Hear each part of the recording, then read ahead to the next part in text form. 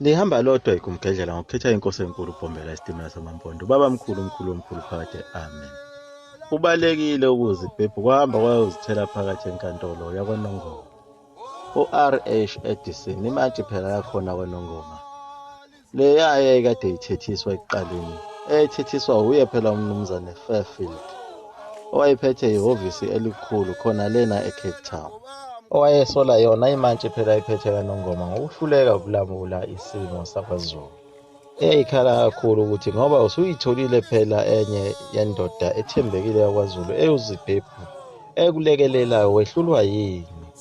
Kanti yena umnumzane R.H. Edison lona wayevele ebonile ukuthi lento kaZibhebhu kayikho ngoba nje wayenza lento efuna ukuhalela phela lesi sikhundla enethemba lokuthi uzosithola isikhundla sokuba yisilo. Yona imantshi lena yayimxwayisile phela yena uZibhebhu ukuthi kumele aqaphele, kodwa-ke uZibhebhu wabhonga inkani wathi lona ngumfana omncane uzalwe izolo ngeke angenze lutho. Kodwa usetholakala khona lapha enkantolo yakwaNongoma egijima ehefuzela kakhulu efuna yona imantshi. Yathi mayiqhamuka imantshi yambingelela yasimbuza ukuthi yini kwenze njani. Waqhamuka ngelijubane elikhulu kangaka usuhefuzela. Ujuluke umanzi uthe yini inkinga. Imantshi yayibuza lo mbuzo ifa yihlaya ngesikhathi ibuka phela yena uZibhebhu ejuluke emanzi ethe. Waseyibika indaba uZibhebhu wathi angeke ngikwazi ukubhekana nenkosi ngoba lokho kuzoholela ekutheni ngigcine ngifile impela ngoba lo mfana uyagwaza uyanquma ukhuza izwi. Yahleka kakhulu imantshi lapho yathi ngakutshela ngathi ngeke ukwazi ukubhekana nenkosi yakho kodwa ngenxa ukuthi olambele sona isikhundla lesi uzokwenze njani. Phela abelungu laba babekwazi ukubona inkosi njengoba naye uDinizulu wayeseyivezile ngamagalelo akhe phela empini ukuthi unomoya wakhona emandulo wamakhosi akwaZulu. Lo moya phela owenza ukuthi uCetshwayo athimisele ibutho elithile elalimgwaze ethangeni ngamathe maqede lifele khona lapho. Umoya owenza inkosi uMpande ukuthi ngesikhathi wela uthukela ibalekela phela sola isilo uDingani ifike uthukela kugcwele ludla izindwali yafike ligqolozela ngamehlo maqede lama uthukela langabe saqhubeka nokungenisa.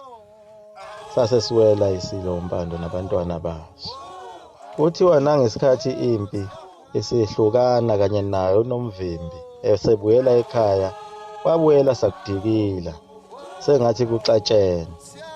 Yathi mayihamba impi kaDinizulu yathi mayithi dundu uDinizulu wayeselishaya icilongo kwagxabhizisa emadodeni lazwakala ngisho khona kwaMandlakazi. Ngaleso sikhathi kuthiwa phela uZibhebhu wayebhizi bebhila benenyanga yakhe bephethe izinkamba ezimbili, olunye ukhamba lwalimele yena uDinizulu olunye lumele yena uZibhebhu. Lufakwe phakathi imithi enzima kakhulu. Zabe seziyaphehlwa lezi inkamba zinomuthi othile phakathi. Kuthiwa ukhamba okuyilona olwalimele uZibhebhu yenqaba ingwebu yokhamba ukukhuphuka iye phezulu. Kodwa lolu khamba lukaDinizulu lakhuphuka ingwebu yaqhuma phezulu ezaqapakela phansi. Lokho phela kwakuwuphawu olwalukhombisa ukuthi inkosi enamandla ngabe yiphi phakathi kwalamakhosi nenkosi ezonqoba kulempi. Kwaphoqa ukuthi inyanga eziphambanise lezi inkamba. Kuthiwe lolo kade kuzoba ngolukaDinizulu sekungolukaZibhebhu. Lwathi lungabeka liqondaniswe nawo uZibhebhu lashona phansi lafadabala. Kwakhukhumala lolu olunye-ke manje osekuthiwe ngolukaDinizulu.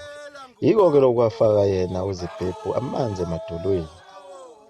Kwase kuwutatata obukhulu phela lapho nenyanga iphansi phezulu iyagwedla lapha ukukhamba lutho kakulungi lutho. Nokuba kulunge lolu khamba lushona phansi kakhulu kunakuqala. Sase sifika isigijimi sesizosho ukuthi impi sisondele kakhulu.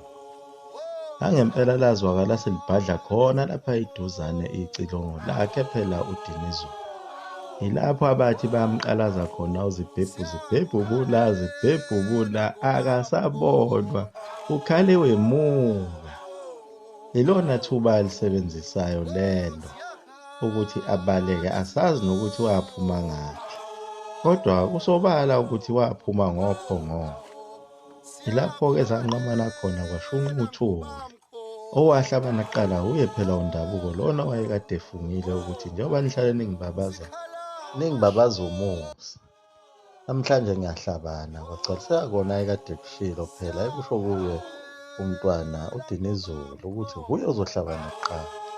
Naye uDinizulu lona wayengayibekile phansi phela wayephethe enye inkemba ezacile ezijuqela nje ngayo. Kodwa abanye babebulawa yilo phela uvalo lokuthi mawusubhekene nenkosi usuke usubhekene nomunye umuntu oqinisiwe nguNkulunkulu. Abanye babebonakala babesebebhekene nabo belahle phansi izikhali bekhala ubumayemaye kungaziwa ukuthi yini ababesuke beyibona enkosini. Nebutho uFalaza lalingayibekile phansi liyidudula impela impi nansiya layidudula impela laze layoyifaka phakathi emkhosi. Kwasinda bona ababekwazi ukubhukuda ngoba yabe singene phakathi emfuleni babheja isiziba sababovu. Kodwa manje abamtholanga phela yena uZibhebhu lona wayelokhu ecingwe njalo ukuthi ngabe uphelelепhi ngoba uyena wayefunakala kakhulu. Ngoba isilo uDinizulu lasifuna ukuzinqumela yena bukhoma lenzele isifiso sikayise phela uCetshwayo. Uyena wayekade eshiye isifiso sakhe phela kuye uDinizulu ukuthi usize uze ukunqumele yena uZibhebhu. Ya, kade ngakutshela ngathi ngeke ulunge umulwa nenkosi yakho, ngeke uzoyinqoma. Kwakuyilo-ke ihleko layo imantshi eyayihleka yena uZibhebhu. Lwanqoba kanjalo-ke uSuthu lahamba luhuba amahubo empi selibuyela emuva. Lwalunethemba elikhulu uSuthu lokuba luphumile manje enkingeni, luphumile endlaleni nomhlaba uzobuna. Kanti yilapho abasebezifake khona enkingeni enkulu kakhulu njengoba bethinte izinyane lawo phela amangisi lagijima layowabikela. Le ndaba yalempi yokushawa kaZibhebhu yasabalala kulo lonke izwe yaze yayofika khona phela eCape Colony. Kulapho-ke sona isilo uDinizulu esaphenduka saba yisitsha esikhulu sawo amangisi ngenxa yokushaya leli zinyane lawo. Usewathintile amangisi, sekuzophinde kuqale enye impi yesibili futhi yasesandlwane yamangisi naye uZulu. Yiyo kanye phela lento ekade isatshwa uye uMnyamana kaNgqengelele. Njengoba wayengahambisani nayo lempi yokuhlaselwa kwakhe uZibhebhu, amangisi asithanda kakhulu isinqumo sakhe uMnyamana kaNgqengelele. Yilapho amhlonipha khona kakhulu amthatha njengenkosi esemthethweni. Yilapho-ke abelungu ababona khona ukuthi kumele phela uMnyamana kaNgqengelele njengoba eseyinkosi ngokusemthethweni athole iholo. Bavumelana ngokuthi kumele aphinde futhi anxeshezelwe phela njengoba egcine elahlekelwe isikhundla sakhe sokuba undunankulu kwaZulu, njengoba kwaZulu babebuka isithombe sokuthi ubadayisile njengoba phela engabalekelelanga kuleya mpi. Abe sevuma amangisi ngokuthi azothatha 60 sopondo aholele ngaso uMnyamana kaNgqengelele, ephinde futhi ethathe amanye 60 amnxephezele phela ngakho ukulahlekelwa kwakhe isikhundla sokuba undunankulu.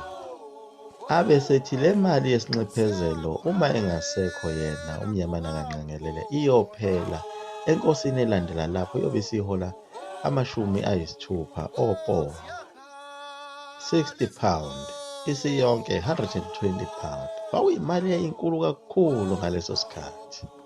Konke lokho kwakuyilo icebo lawo amangisi ukuhlukanisa uZulu ngoba bonke sebezoyifuna manje le mali. Futhi uma usuyimukele le mali vele usungaphansi kwawo amangisi. Kodwa futhi manje uzokwenze njani? Ngoba uma ungafuni ukungena ngaphansi kwawo amangisi uzofa noma uboshwe. Njengayo inkosi uDinizulu esizigcobe ngalo phela itshe ngaphambili njengoba phela amangisi athukuthela ayaveva, ayasifuna, azosithwesa yonke inhlobo yamacala njengoba ehlukumeze leli zinyane lakhe ngale ndlela. Liyagoqa lapho eGumgedlela, mzukulu wamafutha omkhulu uDwinto Mnisi waphakade. Amen.